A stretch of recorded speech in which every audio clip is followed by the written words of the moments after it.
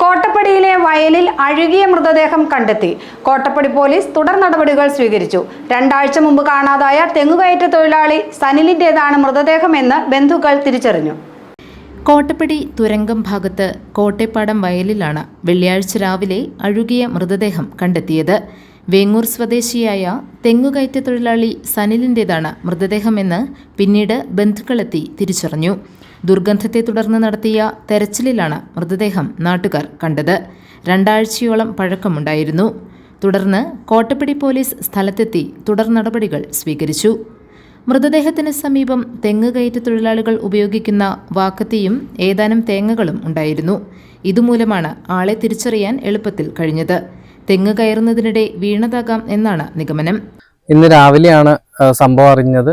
ഏകദേശം ഒരു 2 ആഴ്ചത്തോളം പഴക്കമുള്ള ഒരു മൃതദേഹമാണ് പാടത്തിന്റെ സൈഡിൽ തന്നെ കിടപ്പുണ്ടായിരുന്നത്.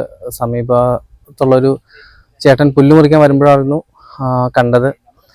ഏകദേശം ഒരു 2 ആഴ്ചത്തിൽ അധികം പഴക്കമുള്ളൊരു ശവശരീരമാണ്. നമ്മുടെ വേങ്ങൂർ പഞ്ചായത്തിലുള്ളൊരു സനീഷ് എന്ന് പറഞ്ഞൊരാൾ കാണാണ്ടായിട്ടുള്ളൊരു വിവരം പറഞ്ഞിട്ടുണ്ടായിരുന്നു. ഇനി ആളാണെന്നുള്ളൊരു സംശയത്തിൽ നിൽക്കുകയാണ് ഇപ്പോൾ. പോസ്റ്റ്മോർട്ടത്തിന് ശേഷം മൃതദേഹം ബന്ധുക്കൾക്ക് കൈമാറും. GTV news, Kottappadi.